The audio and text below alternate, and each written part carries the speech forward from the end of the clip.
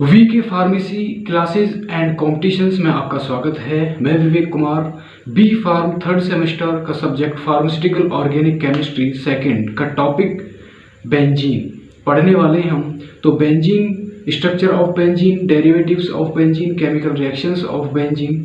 तो टोटली हम बेंजीन के बारे में पढ़ने वाले हैं। तो बेंजीन को पढ़ने से पहले कुछ वो पॉइंट्स जो बेंजीन को समझने के लिए बहुत ज़्यादा ज़रूरी है वो आज मैं आपको बताने वाला हूँ। पहला पॉइंट है ऑर्गेनिक कंपाउंड्स क्या होते हैं।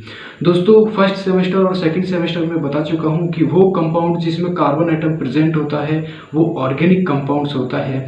ऑर्गेनिक कंपाउंड्स की सेकंड सेमेस्टर में क्लासिफिकेशन किया था मैंने 6 टाइप से, लेकिन यहाँ पर हम फोकस कर रहे हैं बेंजीन के बारे में कि बेंजीन के पढ़ने से पहले हमको कुछ महत्वपूर्ण पॉइंट्स को पढ़ना ज़रूरी है।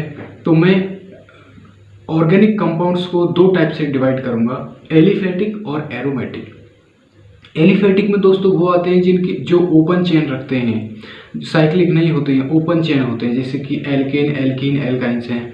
और एरोमेटिक्स में बेंजीन आती है जो साइक्लिक है। तो एरोमेटिक कंपाउंड्स की डिफाइन हम कैसे देंगे?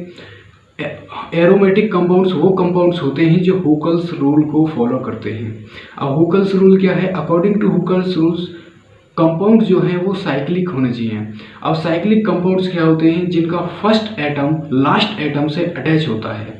सपोज दैट एक सांप है, वो सांप अपनी मुंह से अपनी पूंछ को टच कर रहा है, तो ये होती है साइक्लिक फॉर्म। तो कोई कंपाउंड जिसका फर्स्ट एटम लास्ट एटम से अटैच होता है उसे बोलते हैं साइक्लिक फॉर्म। तो हुकल्स रूल्स यही बताता है कि ऑर्गेनिक कंपाउंड साइक्लिक फॉर्म में होना चाहिए। और पाई बॉन्ड यानी कि जो सिंगल बॉन्ड होता है उसे सिग्मा बॉन्ड बोलते हैं, लेकिन जब डबल बॉन्ड होता है तो डबल बॉन्ड में एक सिग्मा और एक पाई होता है। तो पाई बॉन्ड जो होता है वो अल्टरनेट पोजीशन पर होना चाहिए, मतलब एक पोजीशन पर पाई बॉन्ड, दूसरे पर सिग्मा बॉन्ड, तीसरे पर फिर पाई बॉन्ड, इस तरह से होना चाहिए, जैसे कि बेंजीन में प्रेजेंट होते ही हैं। एक और रूल्स उन्होंने बताया कि कोई भी कंपाउंड्स है तो उसका जो उसके अंदर जितने भी कार्बन एटम प्रेजेंट होते हैं वो 4n+2 के बराबर होने चाहिए। और उसमें n जो है, n का नंबर नेचुरल होना चाहिए, मतलब 1 से लगाकर आगे कितने होने चाहिए। अगर n बराबर 1 नहीं है, n = 1 नहीं है, तो वो एरोमेटिक कंपाउंड्स नहीं हो सकता। तो आज के लिए इतना ही। अगले लेक्चर्स में स्ट्रक्चर ऑफ बेंजीन के बारे में बात करेंगे। तो उससे पहले इस YouTube चैनल को सब्सक्राइब कर लें, इस वीडियो को ज़्यादा से ज़्यादा शेयर कर लें, और अच्छी लगी हो तो लाइक ज़रूर करिएगा। Thank you very much for hearing me.